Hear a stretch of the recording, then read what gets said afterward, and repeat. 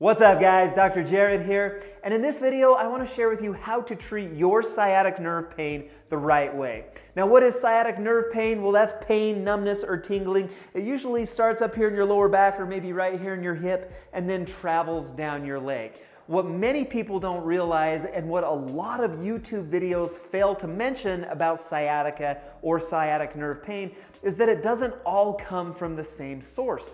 And depending on where that pain or numbness or tingling is coming from, it needs to be treated very differently. So if you've ever been on YouTube, if you've ever tried some of these exercises and they just didn't work for you, or maybe they even made your symptoms a little bit worse, that could be the reason why. You were doing an exercise for one source, but your pain is coming from another. In order to maximally treat this condition, in order to give you the best shot at feeling better, we have to identify where that pain is coming from and then prescribe exercises and give you recommendations on what to do around those symptoms. And that's exactly what I wanted to share with you in this video today. I'm going to talk about the three most common causes that I see for sciatic nerve symptoms. I'm going to help you to identify which one is causing yours and then share a couple of exercises that you can do for each one of these. So we're going to talk specifically about bulged or herniated discs, degenerative discs or stenosis, and then piriformis syndrome. We'll talk about each one of those conditions and I'll give you a couple of exercises that you can try out to hopefully feel better depending on which one of those you have. I do want to mention that I have longer videos about each one of these conditions with more detailed exercises and more exercises to hopefully help you out even more. I've got all of those linked down below, so be sure to check the description for more information about each one of these conditions. Now that being said, let's jump into the first exercises. These are going to be for a bulged or herniated disc. Now, in general, bulged or herniated discs happen to us when we're a little bit younger in age. They usually happen down just one leg, or the sciatic symptoms go down just one leg, and it's typically down the back of the leg. When we talk about bulged discs, it's all just a matter of pressure management. Anything where your spine rounds forward when you slouch or when you sit or things like that, that tends to increase pain and that tends to increase those sciatica symptoms. Bulged disc patients typically do not like to sit a long time and they definitely do not like to drive for a long time. The way we treat bulged discs is typically with extension activities. My two favorite stretches or my two favorite exercises for that are going to be a cobra pose and a bridge for strengthening. So let's show you what those look like. What you can do is lay down on your stomach, and then depending on how bad your symptoms are, even to just get in this position might be a pretty big stretch or might be a little bit of a stress on your back. If you can handle this, the goal is to gradually creep up into more and more extension or bending backwards through your back. And so the next step would be right up here on your elbows. If that feels good, typically what I recommend is spend 10 seconds up here like this and then 10 seconds down here like this, and then you can repeat that about 10 times. If you want even more than that, you can get up into the cobra pose or the full back extension pose. And the way you do that is you can put your hands underneath your shoulders, and then as you straighten your elbows out, go to a point where it just is comfortable, where it's, you can feel it in your back, but you're still comfortable. We'd hold that for about 10 seconds and then come down. The goal being to eventually work up to where we're all the way locked out in our elbows. That would be full extension right there. And again, about 10 seconds, and then you can come down for 10 seconds. The goal with any exercise that I show you is the idea of centralization. You should feel those symptoms come out of your leg and go up into your lower back. So if they're behind your knee, maybe we get them up into your glute and then into your lower back. That shows me that we're headed the right direction, so keep that in mind.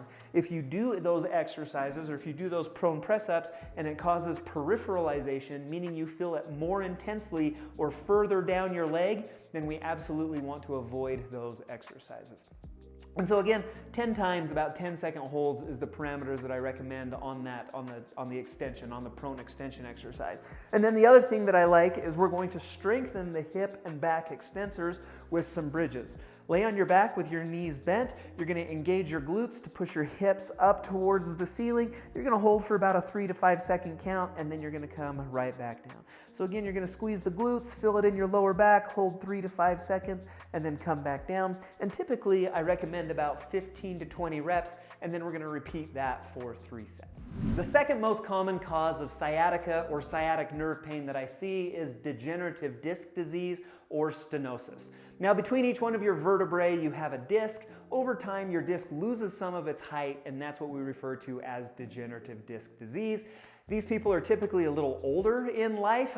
Also, things like standing and walking for long periods of time aggravate this condition, where sitting or bending forward like this tend to alleviate some of those symptoms. So again, that's kind of the overarching, synopsis. That's the overarching summary of degenerative disc disease. Here are 2 exercises that I like to take care of it. It's going to be the opposite of the bulge disc condition. We're going to encourage forward flexion or spine flexion for you patients. And so the 2 exercises that I like for that, the first one that I really like is going to be a child's pose. This is a yoga pose. Sometimes we call it the prayer stretch. You're going to get down on all fours, keep your hands right there in front of you as you sit down onto your heels. And as you sit down onto your heels, what I want you to do is really arch your back, really let your back round forward, really feel it opening up each one of those vertebrae as you come down into this position right here. And that should feel really good. What I typically recommend is that we're going to hold that for 20 seconds, and then we're going to repeat that 3 times. Now, the exercise that I like for this, the core strengthening exercise that I like, is going to be a posterior pelvic tilt. Again, the same idea. We're just going to open up the space between each one of your vertebrae to take some of the pressure, hopefully, off of the nerve that's causing your sciatic symptoms.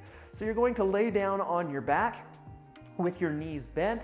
Now, in this position, you might not have your lower back in contact with the ground. So we're going to rock your hips backwards. I want you to flatten your back down into the mat, and then we're going to hold that position and add an abdominal brace. The way that we do that is I want you to pull your belly button in and then brace your abs. So like if someone was going to hit you in the stomach and you're going to brace your abs for that, that's the feeling that I want you to, that's the feeling that I want.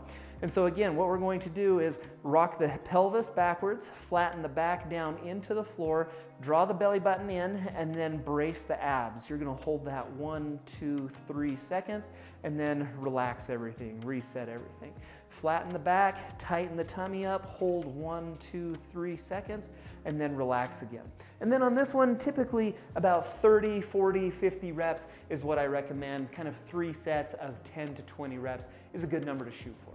The third most common cause of these sciatic nerve symptoms that I see as a physical therapist come from a condition known as piriformis syndrome. Your piriformis is a muscle that sits deep in your hip. It's one of your deep hip rotators, and it looks just like this right here. The problem that you can see is that the sciatic nerve actually comes out right underneath that piriformis. And so if the piriformis gets tight or inflamed or irritated, it can pinch down on the sciatic nerve, and that can cause some of these symptoms. And so the way that we treat this one is to alleviate tension in the piriformis muscle. Here are 2 great exercises to help you to do that. First, we're going to do a piriformis stretch, or a stretch to your deep hip rotators.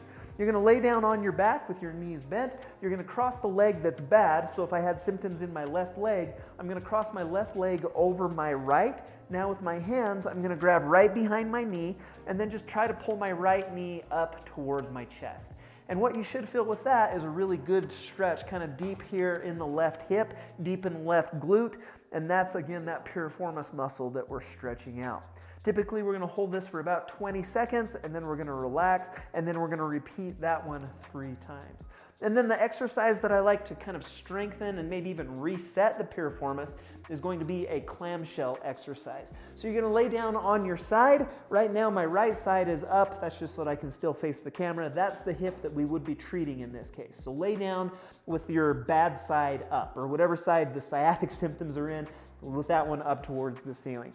And so now we're going to bend both of our knees. The soles of our feet stay together. We're going to engage that piriformis muscle to rotate the hip to spin the knee up towards the ceiling and then return right back down to that starting position. So this is an easy way that we can train hip rotation, that we can actually get that muscle to fire. That's a good way to help that muscle to reset and feel better. Now, because this isn't a very strenuous exercise, you can typically tolerate a few more reps on this. So typically my recommendation is about 10 to 15 reps and then repeated 3 times.